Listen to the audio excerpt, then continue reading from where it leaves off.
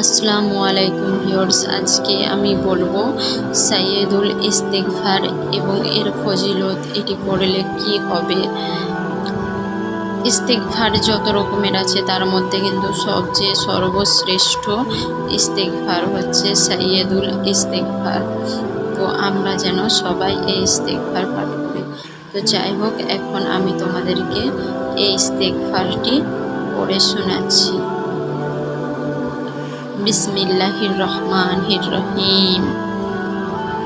আল্লাহুম্মা আনতা রব্বি লা ইলাহা ইল্লা আনতা খলাকতানি ওয়া আনা আবদুকা ওয়া লা আনা আলা আহদিকা ওয়া ওয়াদিকা মাস্তাতাতু আউযু বিকা মিন শাররি মা সানাতু আবুলাকা বিনিমাতিকা আলাইয়া ওয়া আবুলাকা বিজাম্বি ফাগফিরলি ফা ইন্নাহিলা ইয়াগফিরুজ জুনুবা ইল্লা আনতা।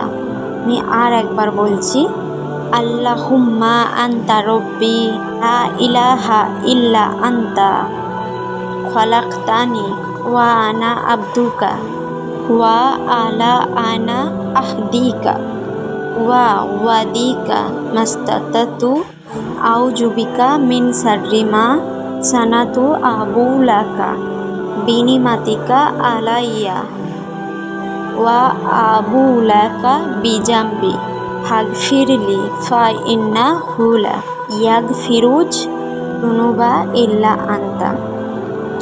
এই সাইয়্যিদুল ইস্তিগফার হচ্ছে ইস্তিগফারের মধ্যে সর্বশ্রেষ্ঠ।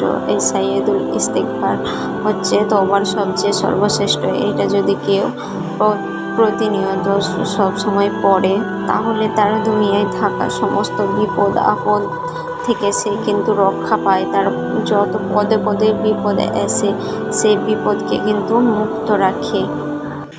তারপরে হচ্ছে তার মধ্যে দুশ্চিন্তা আমাদের সবারই আছে। দুশ্চিন্তা ছাড়া মানুষ নেই। সে দুশ্চিন্তা মানুষের দূর করে দেয় এবং মাথায় ভালো চিন্তা আনে। তারপরে কিন্তু রিজিকের ব্যবস্থা আল্লাহ করে দেয়। যে কোনোভাবে আল্লাহ রিজিকের কিন্তু ব্যবস্থা করে দেয়। তার রিজিক কিন্তু বন্ধ রাখে না। তারপরে তার কিন্তু এই ইস্তিগফার সব সময় পড়লে তার কিন্তু কবরের আযাবও হয় না। কবরের আযাবও কিন্তু বন্ধ হয়ে যায়। কবরের আযাব থেকেও মুক্ত রাখে। আর যে কোনো দোয়া কিন্তু কবুল হয়ে যায়। তার সমস্ত রকম দোয়া কবুল হয়। আল্লাহ তাকে সমস্ত বিপদ আপদ থেকে রক্ষা করে, চিন্তা থেকে রক্ষা করে, রিজিকের ব্যবস্থা করে দেয় এবং তার কিন্তু সব দোয়াই কবুল হয় এই সাইয়্যিদুল ইস্তিগফারের মধ্যে। আল্লাহ আমাদের প্রত্যেককেই বেশি বেশি করে সাইয়্যিদুল ইস্তিগফার পড়ার তৌফিক দান যেমন করে। জীবনে চলার পথে আমরা কত কিছুই না ভুল করছি। প্রত্যেকটা পদে পদে আমরা কিন্তু ভুল করছি।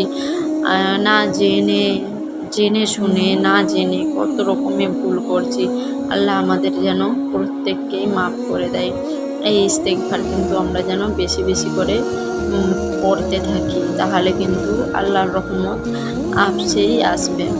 আমাদের প্রত্যেককে সত্যের পথে চলার মতন তৌফিক দান করুক। আল্লাহ যেমন পাক পবিত্র রাখে আমাদের সকলকে। আমরা সেই চেষ্টা করব। এই ইস্তিগফার পাঠ করব বেশি বেশি করে, নামাজ পড়ব, সত্যের পথে চলব। সবাই আমরা যদি প্রত্যেকটা মুসলিম যদি এরকম ওয়াদা করি, মনের মধ্যে থেকে খারাপ চিন্তা কুচিন্তা দূর করে দিই এবং শিরক না করে, শিরক থেকে দূরে থাকি। আমাদের উঠতে বসতে প্রত্যেকটা ঘরে ঘরে এখন শিরকে ছেয়ে গেছে। সেই শিরক থেকেও যেন আমরা বাঁচি, একে অপরকে চেষ্টা করি শিরকের ব্যাপারে। আল্লাহ আমাদেরকে সকলকে সত্যের পথে চলার তৌফিক দান করুক। আজকের মতো এই পর্যন্ত। আল্লাহ হাফেজ।